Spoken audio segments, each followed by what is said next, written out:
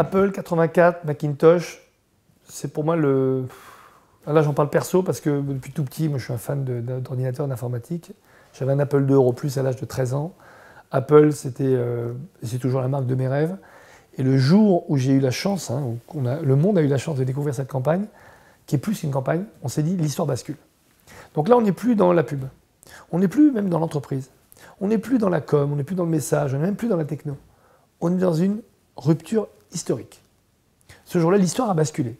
Comment un message qui est passé une seule fois a bousculé la planète entière. Et j'en parlais comme ça à l'époque, et 30 ans après, j'en parle de la même façon. Pourquoi? Remettons-nous à l'époque, on est en 84, donc ils y ont pensé depuis 83. L'avènement d'IBM, la machine qui dominait l'homme. Steve Jobs, qui crée déjà les premiers Apple II, Euro Plus, etc. On sent vraiment qu'il y a ce firmament là, comme ça, de quelqu'un qui va faire une bascule. C'est quoi? Il dit, c'est pas la machine qui doit dominer l'homme, c'est l'homme qui doit dominer la machine. Ça paraît simple, mais vous savez, simple comme tous les grands apôtres, quelle que soit la religion, ont exprimé des paroles à un moment très simples et universelles. C'était une parole universelle. L'homme doit dominer la machine. On doit libérer l'homme de l'innovation, libérer l'homme de ses contraintes technologiques, et c'est l'homme qui doit tout diriger. Et la plus grande innovation d'ailleurs d'Apple, entre l'Apple II Euro Plus et le Macintosh, quand vous allumiez le Macintosh, que se passait-il à l'écran? Quelle est la première image qui apparaissait à l'écran? Un sourire. C'est une petite machine qui vous souriait. Ce jour-là, elle était là la révolution. C'est pas la machine on s'en fout. Le Macintosh, c'est pas ça, c'est quel était le message qu'il envoyait. Et tout d'un coup, quand on a appuyé avant sur l'Apple II Euro Plus, il y avait un petit carré qui clignotait avec les lignes de syntaxe error, machin, je me rappelle, enfin, en orange ou en vert. Et là, l'écran était gris et apparaissait une petite tête dans un ordinateur qui vous souriait. Ce sourire, c'est une révolution historique, absolue. Parce que ça a montré à l'humanité qu'aujourd'hui, quelqu'un avait pensé que l'innovation devait être à votre service, et pas que l'homme était au service de l'innovation. Donc ça, c'est déjà le message quasi religieux. Maintenant, la pub. C'était le Super Bowl, c'était le 18e Super Bowl, je crois, et ils se sont dit, de toute façon, un message comme ça, on doit le passer une seule fois. Et le coup de génie de TBWA à l'époque, je crois que c'est Lee Clow, c'est Chayot Day, Lee Clow, qui est un pur génie que j'ai eu la chance de rencontrer, s'est dit, mais l'année prochaine, c'est 84. 84, c'est un roman très connu, magnifique, de George Orwell, qui a été écrit en 48, et qui s'est appelé 84, qui parle justement de l'avènement d'un Big Brother, de quelqu'un qui domine les gens, qui domine la pensée des gens, qui empêche les gens de s'exprimer, qui empêche les gens d'être libres, de se libérer, qui les met sous contrainte, qui les surveille, qui les regarde de partout. Et ça prévient déjà, c'est tourné en 48, on va dire après la Seconde Guerre mondiale, on va dire que le fascisme était déjà passé par là, on y était encore en plein dedans, et ça donnait un avertissement assez intéressant. Et Apple a surfé donc sur 84 en disant on va créer un film qui se passe chez Big Brother, mais tout d'un coup il y aura un bug dans le système. Et on dit désormais, avec Macintosh, vous allez comprendre que 1984 ne sera jamais comme 1984 entre guillemets de George Orwell. Et là, c'est un teaser, hein, un peu comme Myriam, où on annonce avec un film, un grand renfort de tambour, réalisé par Ridley Scott, donc totalement cinématographique, qui venait de faire Blade Runner à l'époque, etc. Enfin, c'était vraiment la grande star. Et on montre au monde entier que IBM, c'est fini, il va falloir maintenant compter sur celui qui va libérer l'informatique, qui va libérer les gens. Donc c'est un des grands moments, pas de la pub, un des grands moments voilà, de ces 30 dernières années. Cette démarche est remarquable parce que c'était la première fois qu'un annonceur osait faire un énorme coup au Super Bowl. C'est la première fois qu'un annonceur a dit « je vais mettre tout mon argent au Super Bowl » parce que c'est la plus grande rencontre de l'année, début janvier, février. Tous les Américains regardent, et si les Américains regardent, à l'américaine, hein, le monde entier le regardera. Et ils ont joué sur, donc c'est plus que de la pub, c'est un événement, c'est un long film, c'est un long format, et sur la rémanence, sur les répercussions en termes de RP, en se disant on investit sur un passage et le monde entier va le faire. Et aujourd'hui, ici encore, je suis persuadé que vous êtes convaincus de l'avoir vu 30 fois à la télé. Pourquoi? Parce qu'il a été tellement diffusé, multidiffusé dans toutes les émissions, les journaux de 20 heures, les émissions sur la pub. Alors maintenant, Internet, n'en parlons pas. Si à l'époque, Internet avait été là, mais c'était la pub, la méga pub, comme était devenu Budweiser après avec le fameux Waza, qui a été le premier film buzzé sur Internet.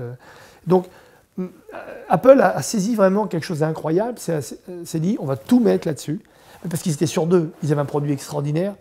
Et puis l'angle de 84 à 1984 de Orwell était fabuleux pour exprimer que plus jamais ça. Si vous voulez vous libérer de la technologie et de l'informatique, si vous voulez avoir un ordinateur qui vous sourit, c'est Macintosh. Donc c'est un enseignement formidable pour montrer que quand on a une avancée technologique, ça ne suffit pas. Il faut avoir une grande idée, une grande innovation. L'innovation ne se vend pas forcément toute seule. Là, il fallait l'aider. Pourquoi? Parce que IBM était trop fort et qu'Apple était petit. Aujourd'hui, c'est l'inverse. Aujourd'hui, ils font des modes d'emploi. Pourquoi? Parce qu'Apple a remplacé l'IBM de l'époque dans la tête des gens. C'est Apple qui lead la technologie, qui lead l'innovation. Donc à l'époque, il devait être en rupture et aller très fort. Encore une fois, je dis à chaque fois aux annonceurs, aux publicitaires, si vous avez quelque chose de fort à dire, si vous ne le dites pas fort, ce sera tant pis pour vous. Cette campagne peut aujourd'hui encore inspirer tous les professionnels de la com, des marques, de la publicité et des étudiants. Pourquoi? Parce que ça montre qu'il ne suffit pas seulement d'avoir de gros moyens pour créer un souvenir fort dans les esprits. Il faut avoir le bon produit, au bon moment et avec la bonne idée. Il faut se concentrer autant que faire se peut, c'est pas possible tout le temps. On n'a pas tous les jours un Macintosh à lancer. Mais ça doit quand même rester pour moi un modèle, un exemple. Et se dire, est-ce que dans ce qu'on lance, si on a vraiment une innovation, si on y croit, est-ce qu'il faut plutôt que parler d'innovation, parce que Macintosh, on peut dire, oh là, notre super ordinateur, on l'allume et il y a un grand sourire, c'est super. Non. Il fallait d'abord débloquer les consciences. Il fallait désembuer, dépolluer les cerveaux qui pensaient que la technologie c'était triste, c'était chiant, que les machines étaient forcément grises. Donc c'est parti de ça, il est en rupture. Et quand on est en rupture, il faut y aller à fond. À fond. Quand on est sûr de son coup, il faut y aller à fond. Et en face, il va y avoir des grands créatifs et des grands publicitaires, des grands artistes, comme l'était Liclo, pour trouver ce lien tellement évident aujourd'hui, mais il fallait le faire comme à l'époque, se dire, voilà, 84, c'est l'année prochaine, profitons-en. D'ailleurs, les ventes de George Orwell ont explosé après cette campagne de publicité. George Orwell, dans sa tombe, peut remercier encore Steve Jobs aujourd'hui, son éditeur, c'était Folio de mémoire, a revendu George Orwell qui est rentré dans les programmes grâce à la publicité d'Apple. Ne rêvons pas, George Orwell, même s'il est très connu, moi je l'ai étudié à l'école, mais sa vraie publicité, ça a été Apple aussi. Donc finalement, c'est un enseignement pour dire, quand on est sûr d'avoir un produit, pas un bon produit, mais qui va créer une rupture, qui va créer un avant et un après, il faut mettre tous les moyens, pour faire en sorte que le public entier, concerné ou pas, soit au courant. Free, aujourd'hui, enfin il y a 2 ans, a réussi son coup en faisant un coup de RP. Xavier Niel a fait un coup génial, c'est qu'au lieu d'investir en communication, il a fait une conférence de presse. Et la conférence de presse a été reprise partout. Donc ça a remplacé finalement la pub dans les journaux, puisque les journaux lui faisaient de la pub. Donc ça ne servait à rien d'investir. Mais il manque quand même, je trouve à Free, cette magie que Apple a aujourd'hui. Et même si Free est une réussite formidable que j'admire depuis toujours, il le sait, je pense que c'est dommage de ne pas donner en plus un petit supplément d'âme. C'est pas uniquement quand on veut payer moins cher, quoi. C'est quand on veut voir la vie différemment. Et Apple, c'est ça. D'ailleurs, ils ont fait Think Different quelques années plus tard, qui était déjà, à l'origine, présente dans le Apple Macintosh. La vérité n'est pas forcément chez les leaders. La vérité n'est pas forcément chez les gros. Apple, à l'époque, était tout petit, minuscule. Ils n'avaient même pas 0,5% du marché, même 0,1% du marché mondial. IBM dominait, toutes les autres marques, HP, etc., dominaient tout. Il y a 2 façons de faire. Vous décidez d'être chez le leader parce que ça vous rassure, ou alors vous décidez d'être chez le challenger, chez le petit outsider, chez le petit indépendant, mais qui va un jour devenir gros, qui va peut-être pas bouffer les autres, mais qui va exister et qui va emmerder tout le monde. Bon, vous avez bien compris que c'est la seule chose que je conseille à tous mes étudiants, c'est d'aller uniquement vers ceux qui demain feront l'histoire, qui demain provoqueront quelque chose. Pourquoi? Quand vous êtes chez un leader, vous êtes tranquille. Vous êtes là, vous êtes une des personnes qui rajoutait petit à petit la pierre à l'édifice. Finalement, quand vous en partirez, la marque a été grande avant, elle sera grande demain. Alors que vous avez peut-être la chance, quand vous rentrez dans une petite boîte comme Apple dans les années 70-80, bah regardez ce que c'est devenu aujourd'hui. Free, moi j'ai connu Xavier Niel, Iliad, il était déjà très fort dans les années 90. Regardez ce que c'est devenu aujourd'hui.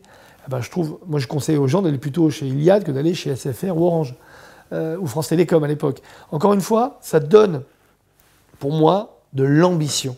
Ça donne un exemple qui est ne suivez pas tout ce qu'on vous apprend à l'école, même si je sais que j'en parle ici, à juste titre. C'est bien de savoir ce qu'on vous apprend à l'école pour savoir faire autrement après. C'est bien de se dire, finalement, il y a les grandes autoroutes, mais il y a des chemins vicinaux fabuleux. Il y a les grandes réussites, mais il y a les futures réussites. Et donc, de se donner, dans son spectre de recherche aussi, d'emploi, la possibilité de se dire, il y a le truc rassurant, mais il y a le truc funky. pour avoir fait que des trucs funky, même si au début j'étais chez RSCG, qui était une grosse agence, mais c'est une agence indépendante, il n'y a pas mieux que le funky. Pourquoi? Parce que tous les jours, vous vous remettez en question. Tous les jours, vous pouvez déposer la clé sous la porte. Tous les jours, vous êtes obligé de vous réinventer. Vous êtes obligé d'être créatif. Donc je dirais que cette voie-là, elle va très bien aux gens très créatifs. Et les étudiants qui sont créatifs, pas créatifs au sens je trouve des idées, mais créatifs au sens je suis entrepreneur, j'ai envie d'inventer, je leur déconseille d'aller chez les grandes marques.